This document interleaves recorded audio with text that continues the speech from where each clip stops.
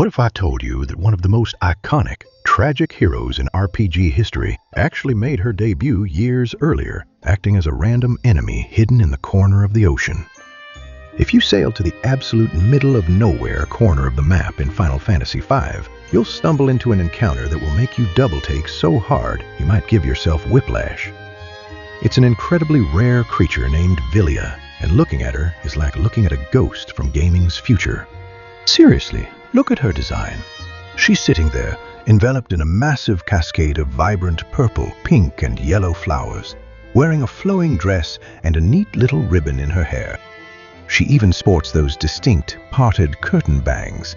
Sound familiar? That's because this sprite was drawn by the legendary Tetsuya Nomura, who was designing monsters for the game. Years before he created the world-famous Flower Girl of Midgar for Final Fantasy VII, he was clearly playing around with the exact same visual concepts right here. Talk about a literal seed of an idea growing into a masterpiece. But there's a deeper layer to her than just being a historical prototype. Her name, Villia, stems from Slavic folklore, where the Vila are shape-shifting nymphs or woodland spirits.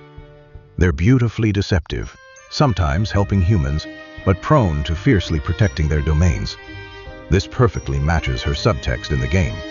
She looks like a peaceful morning maiden cradling nature, but cross her and she will absolutely wreck your day. What makes Villia truly fascinating is just how weirdly placed she is in the actual game world. You can't just find her walking around a forest, which you'd expect for a nature spirit. Instead, she roams strictly in a tiny specific southwest corner of the ocean after the worlds merge. It's an obscure spot that turns into a massive hotspot for late-game grinding. If you look closely at her design, there's a really bizarre detail that raises a ton of questions. Her lower half. Her legs aren't just dangling in the water. They are completely bound and enveloped by a massive twisting bouquet of vines and flowers. It's almost like a botanical straitjacket. Why on earth would a nature spirit be wrapped up like a festive holiday ham? If we look back at her roots in Slavic folklore, the Vila were notorious for hiding their true forms. Nomura wrapping her lower body in a thick cluster of flora is a brilliant visual nod to this myth of Villia hiding her unshapenly feet. She's keeping her otherworldly or potentially monstrous nature hidden beneath a layer of pure, organic beauty. This design choice ties perfectly into the biggest enigma of all. Why is she floating out in the absolute middle of nowhere? The extreme southwest corner of the ocean is as remote as it gets. She is clearly a land nymph covered in terrestrial flowers, yet she's just bobbing around in open salt water.